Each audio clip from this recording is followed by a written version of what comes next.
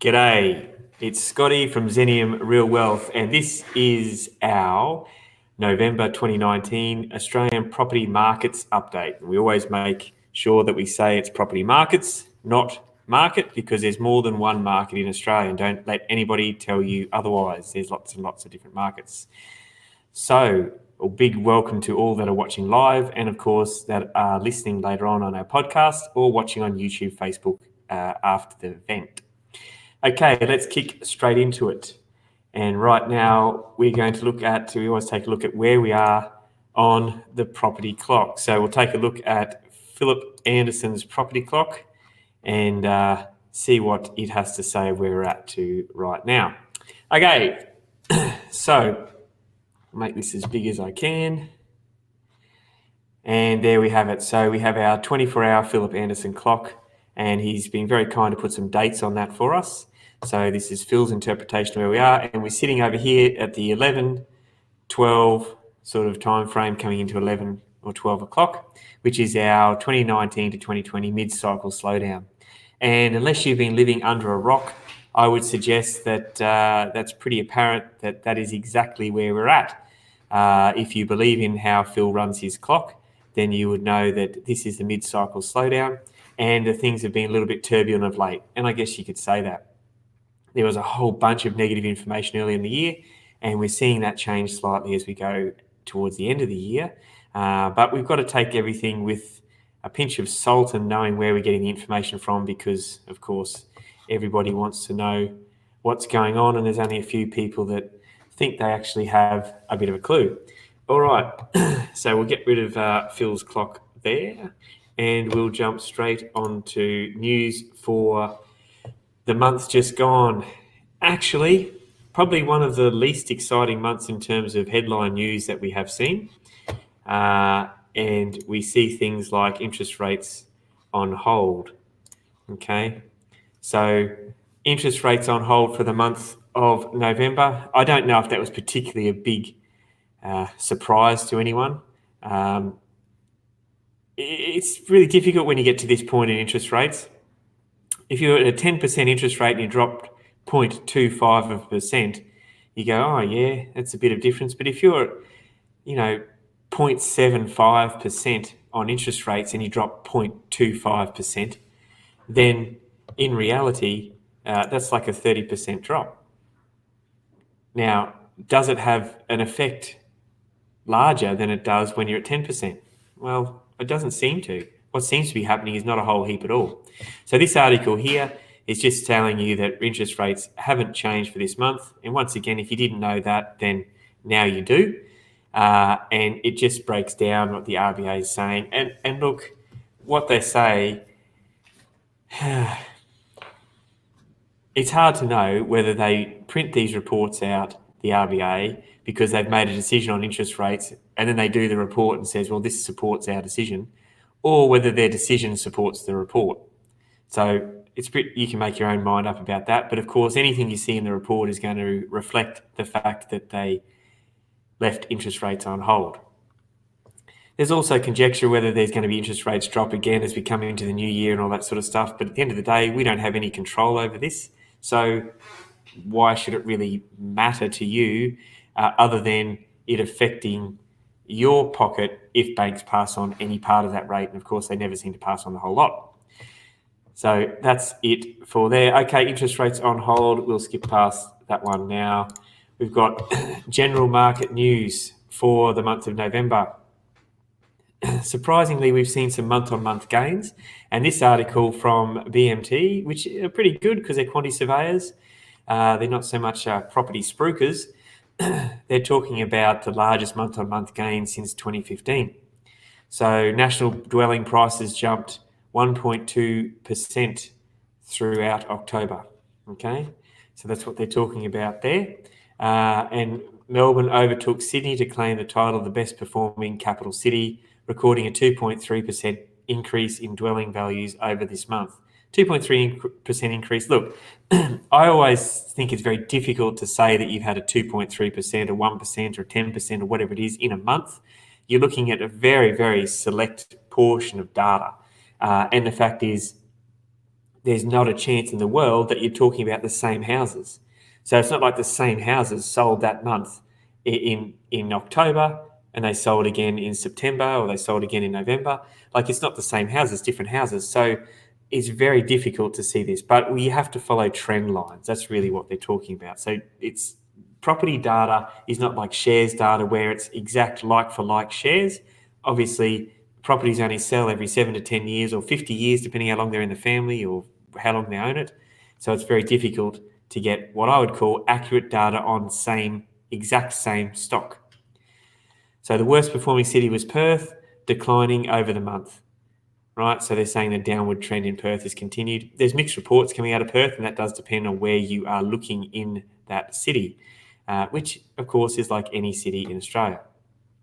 All right, we've got the financial review talking about here that Aussie property prices set to break record highs by the start of next year. Okay, that's good. Property prices are soaring in Australia like it's 2015. Well, that's only 4 years ago. There's probably other examples we could go back to there. Maybe, 206, maybe, 201, whatever it might be. And it's the usual story, which is not particularly incorrect, but it is great for investors and bad for first homeowners. So first homeowners, sorry guys, you've had your 6-month window and now it's all back to the investors, obviously, according to the Fin Review. So if housing values continue at the same rate recorded in the past 3 months, which of course is a totally logical way to look at forecasting, let's take a 3-month window and say, well, we'll extrapolate that for 3 years. National dwelling values could reach a new record high in 6 months' time, Core Logic Tim Lawless said. Okay. Last quarter values have jumped an astonishing 2.9%, which is just under 1% a month. Okay. So there we have it, under 1% a month. So 1% a month, your property's going up. So if you've got $600,000 property, congratulations, you just made $6,000. Okay, if that was to continue, blah, blah, blah, blah, blah, it's regain the losses entirely that we've had by April next year. Now, that actually brings us back to the overall property cycle and how that works. So I'll chuck that back up there, is that if we do see that mid-cycle slowdown, which is what we're seeing now, we're coming out of that, then it's the second stage of the property cycle boom, and we see a whole bunch of stuff happening, and the real estate activity is full steam ahead. What that means is, in my research, what we normally find is the peak of the first half of the cycle. I'm not going to touch on this too much today because I'll do its own video just on this, but I'll just tell you about it. The peak of the first half of the cycle is very much where the end of the second part of the cycle finishes after the downturn. So let me break it down to you. If we see property prices started in Sydney, for example, let's say as an average, this is all averages, and we're sitting at 300,000 in 08, and they get to say 500,000. I'm just picking figures, right, guys? 500,000. Where were we at? So we went 08, so we come out of, so 11, 300,000.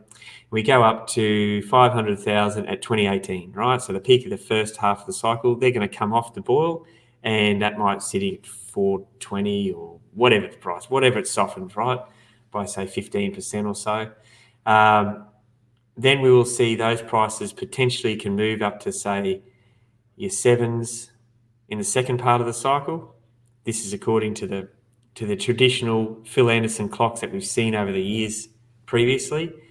And then at the end of that cycle, like GFC part 2, whenever that happens, that'll drop 30%. So we're sort of back down at that 500-ish mark. And I'll draw that on a whiteboard on one of the videos and I'll send it out to you guys.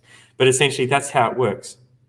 So we've created a floor in the market by the first half of the cycle. And in the second half of the cycle, we just, all that cream. And if you're stuck there and you're stuck buying at a time when it's too expensive and you can't hold, then that's a problem. If you've bought in the previous years, then you're going to get along for the ride and you'll get some value increase, and then it'll probably come back, and then another cycle will start again after that. And that's how that one works. All right.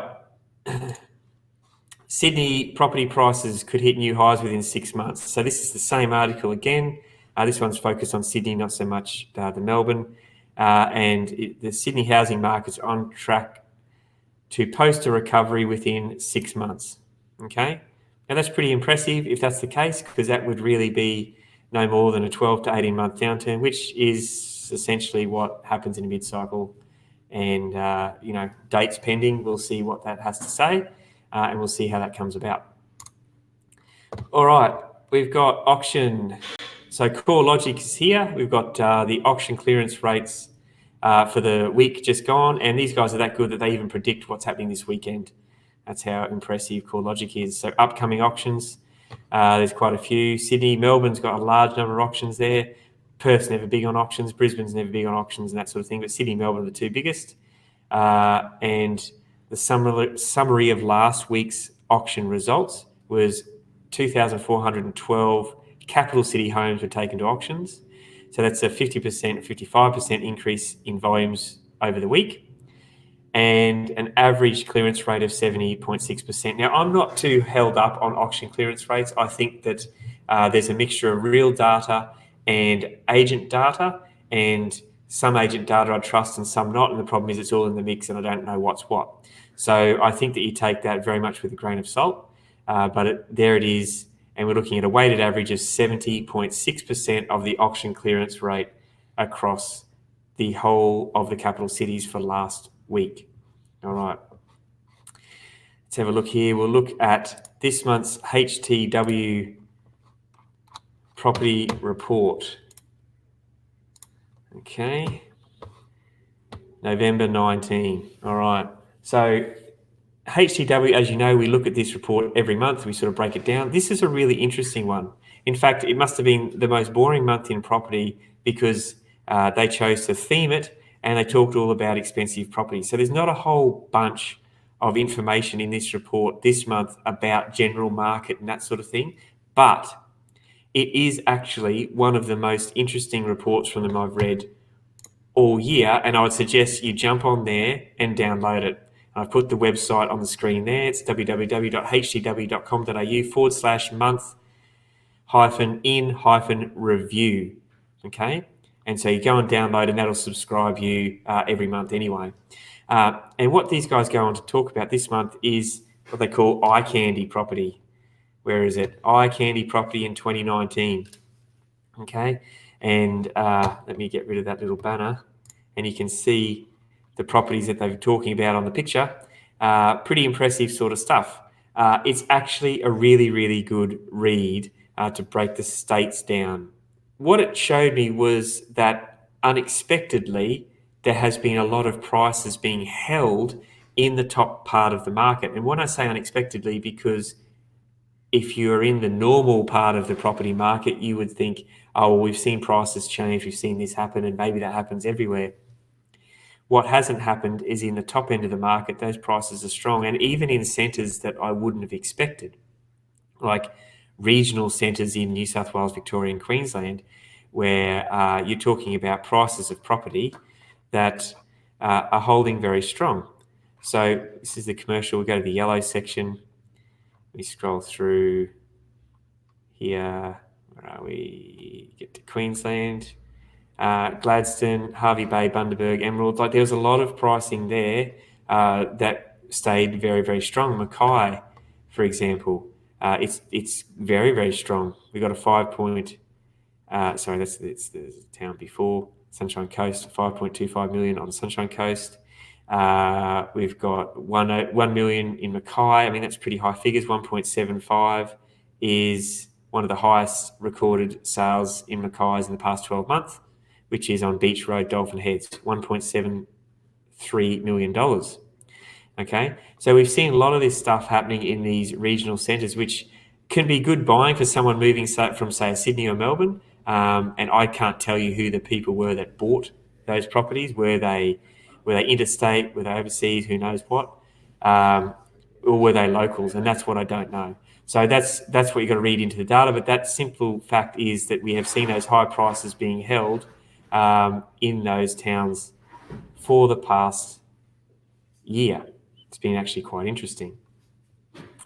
All right, we're going to go back up here to the property clock for HTW. There we are, the national property clock, and I'll make that as big as I can, get my head out of the way.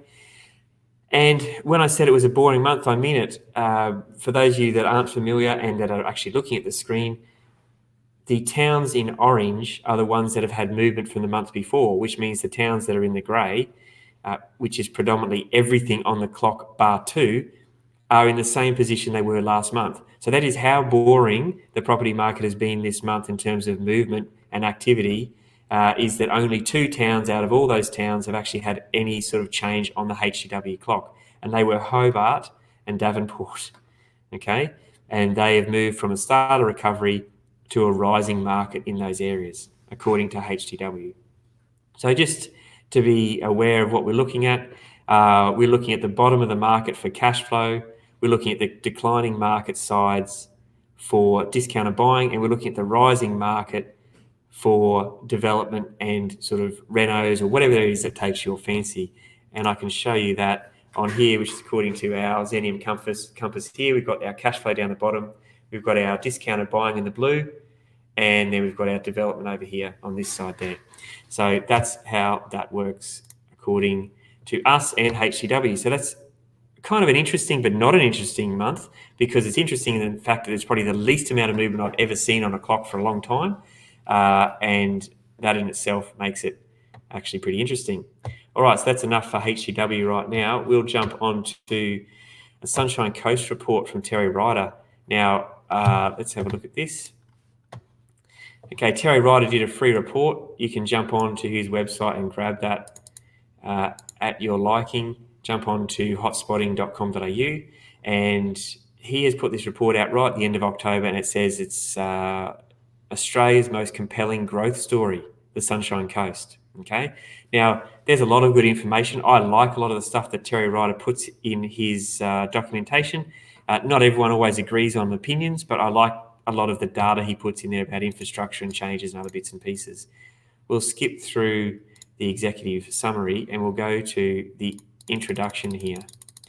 Okay, so we're saying that it is one of Australia's fastest, Terry's saying it's one of Australia's fastest developing economies, and it's growing each year at rates well above national averages, expected to expand to 33 billion by 2033. So that's fine, but let's look at population. So we've got 350,000 people on the Sunshine Coast. It's actually set to overtake this New South Wales Central Coast and become Australia's 9th largest urban area, which is actually pretty impressive. And that's to a population of 500,000 within 20 years. Okay, so that's larger than the current populations of Canberra and Newcastle. There's a whole bunch of projects under construction or approved that are totaling more than $20 billion. And they're even pushing some of the projects that are in Adelaide and Perth in terms of infrastructure and project spend. So he mentions here Bernard Salt. Old Bernard, he's always good for his information. He's referred to the Sunshine Coast as the entrepreneurship capital of Australia. Now, I don't know if that's good or bad. Does it mean that people go there to try businesses and they work or they don't work? I don't know. Who knows? But he thought it prudent to put that information from Bernard in there. But realistically, it's that population growth and that spend that's important. With the new airport, they've had the hospital, but that's just, 40% of the spend in that health precinct. There's $5 billion being spent there. There's 1.8 on the hospital. So it's pretty impressive to see what's going on there. They're talking about an international broadband network, which is a cable connecting the Sunshine Coast and Asia.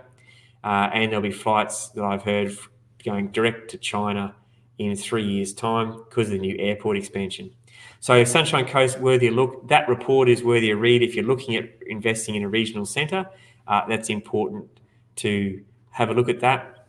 And of course, some of the things that have happened on the Sunshine Coast already is a $440 million expansion on the Sunshine Plaza. And for those of you that are locals, can decide whether that's good or bad. It's more parking and more shops and pretty fancy, and definitely covers a lot of ground. But it's the first super regional shopping centre. Okay, so it's Queensland's first super regional shopping centre. So whatever that means, could be just words, but I can tell you it's pretty big and it is got a lot of shops there that they didn't have before. So jump on to hotspotting.com.au and check out that report, and that's what Terry has to say. All right, let's look here at Christmas and beyond. Actually, before I do that, I'm going to chuck this in here. I come across this article yesterday from the Fin Review, and this is always a good one to chuck in. And we chucked it on our property, a couple of our property pages there yesterday, and got some comments. So the Reserve Bank gets the money printers ready. So I'm putting this here in this order because we're about to talk about Christmas and the year ahead. And I think that if we premise it with this, we might have an idea of what we're actually talking about. So I've seen quite a few of these articles in, say, the past 2 to 3 months, and it all ties in with QE or the stimulus or even negative interest rates. And I remember, and I'm going to compile them, I'm doing an article at the moment on India's cash changes, the biometrics, our cash, that sort of thing, and tying it into property. And that'll come out in the coming weeks. But what I wanted to touch on was the fact that I've seen the RBA language go from no, we're never going to do negative interest rates to look, it's highly unlikely we're going to do negative interest rates, to whatever they're about to talk about now. So here's how it works. When there's something that wants to be talked about in the open sort of discussion forum, a topic will be started and it'll be a negative about it. No, we're not going to do that. But it's actually out in the open. And so the more and more you hear about negative interest rates, even if you don't know what that means, or QE, quantitative easing, whatever it is, unconventional monetary policy. Oh yeah, I've heard them talk about that for a few months. You have no idea what they're talking about or what it actually means, but it's already familiar to you. So when things actually do happen and things get changed, it's not as much of a shock to the system. My gut feel is that we've gone from Australia never having negative interest rates to the more they talk about it, the more I think it's potentially likely. And I'll cover that in my cash report coming out in a couple of weeks' time. But this article here is a premise to what I'm going to talk about with our Christmas news coming up here. And it's the last line. Where are we? And it says, and I quote, "The board still assessed that lower rates would support the economy via lower exchange rate, higher asset prices, and a boost to aggregate household disposable income." So essentially, RBA has made the mandate of they want more cash in the system and they want higher asset prices and a lower exchange rate for that trade overseas. And what is that going to do? Well, higher asset prices, I mean, it talks about it there. You don't need to be a genius to say, what does that do to the property market? Because that's what they're talking about. They're talking about higher asset prices across the board. A boost to household disposable income. What does that do? What do people do? Well, they go and buy stuff. They buy cars or they buy property. Or that's the RBA's idea. I'm not saying that it's actually going to work out that way, but this is where they're planning to take the economy. If that is the case and that actually happens, what happens to property prices? Well, I think that we're going to see quite a lot of movement in property prices. All right, we've got, here we go. We've got Michael joining us. G'day, Michael. How you going? Apparently prices are going to boom again in Sydney and Melbourne. Yes, sorry, mate, I didn't get to your comment early enough, and we covered that, and I know you would have seen that because you are a loyal watcher, and thanks for watching. And thanks for your comment because it ties straight into our next article here, and I'll make that bigger. And sorry, Michael, I'll get rid of you because everyone can read the screen then. All right, dwelling prices tipped for double-digit gains in Sydney and Melbourne. So there you go. Almost like Michael had that question prepared for me, but he didn't, I can assure you, because we are live and we're global here at Xenium Real Wealth. And this is live today, this article, November 14. All right, dwelling prices in Melbourne could rise by 15% the next year, and Sydney could jump by 14% amid strong population growth and cheap credit, new research predicts. All right, we're not going to go too much into that, but you can read that article there. It's on the Domain website, which of course has known for being highly supportive in the property market because that's their business. But they do from time to time actually put other things out about negative property market. But I thought it was interesting that this came out today when I was going to do this live. And so, yeah, look it up, domain.com.au, dwelling prices tipped for double-digit gains in Sydney and Melbourne. Of course, if you're getting those gains there, you've got your lesser capital cities I don't mean lesser, I mean lesser in size, because, you know, if you live in Brisbane or Adelaide or Perth, you get upset if I call it lesser, that they're going to have gains as well that would flow on. You know, Perth is the one there that we're all watching according to Mining Boom, and we've got some thoughts on that. We might do a special mining report as our training for this month, because I'm compiling a bit of information on that says that Mining Boom is happening before your eyes. So that's probably it for us at the moment. Let's have a look here. Christmas and beyond. Right, so I've been asked a couple of times this week, what's happening at Christmas and how's that market go? Well, in general, there's a real frenzy for the next month coming into Christmas, and then by middle of December, it all dies. Don't bother trying to sell your house 2 weeks before Christmas. It's not going to happen. Not only is not anyone interested because they're all busy shopping and doing whatever and finishing work for the year, agents really couldn't be bothered because they're going to take some time off. Don't try and start any construction or renos anytime really from December onwards, because you're highly likely not going to get your job finished. And the other fact is that all the trades go away for at least, you know, the 20th of December to probably the 15th of Jan, or beyond that. What normally happens coming into January is there's a whole bunch of listings come on the market, and there is a lot of activity because we're all lemmings and we've all had Christmas and we all think that the new year is great, we're moving forward. And what actually happens is we set goals and we say, oh, Christmas is through, now I'm going to sell that house. Or Christmas is through, this year I'm going to buy investment property. And so we see a big uptick in activity from January onwards. What we don't see is the RBA meeting in January. So all that talk about interest rates, we don't have that. So there's actually kind of a stable market going in from January and February because there isn't that normal sort of talk in the market. What you will see is a whole bunch of media come out with 2020, this is what's going to happen, or so on and so forth. You know, it's up to you what you think about that stuff. But at the end of the day, if you're looking to buy property, you can get some good deals before December. If you can settle before Christmas, and people want that done in their head, sometimes there's that psychological, oh, if I can be out of this house by Christmas, I'll let you have it at, you know, 30 grand under or whatever. So there is some good room for negotiation. But as we move closer to Christmas, that all disappears and you're better off acting again in the new year, because if you can't get a solicitor to settle your property, which they will go on holidays for at least 2 weeks over Christmas, then there's not much point trying to go to contract at all. All right, if you want to contact us on any information to do with Xenium and anything that's going on, I put the email address on the screen now. That's hello@xenium.property. There's no .coms, no .aus. We are just xenium.property. So if you've got any questions on anything you've seen, let us know.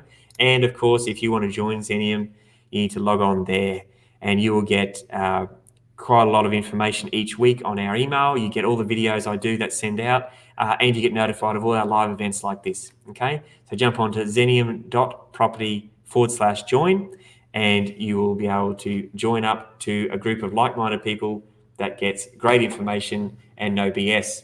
All right, that's it for me. I'm Scotty from Xenium Rural Wealth. This is our November 2019 Australian property markets review. Remember, there's more than one market in Australia, and don't let anyone tell you otherwise. Until next week, we will do our Propportunities update, which will bring you some good deals from all these locations that we've talked about on the HTW clock, aligning them with the Anderson clock, with where they are in the cycle, and of course, our Xenium Action Compass telling you what you should do and where. And we'll bring that to you next Thursday at lunchtime. All right, that's it. Stay well. I'll talk to you soon. Ciao.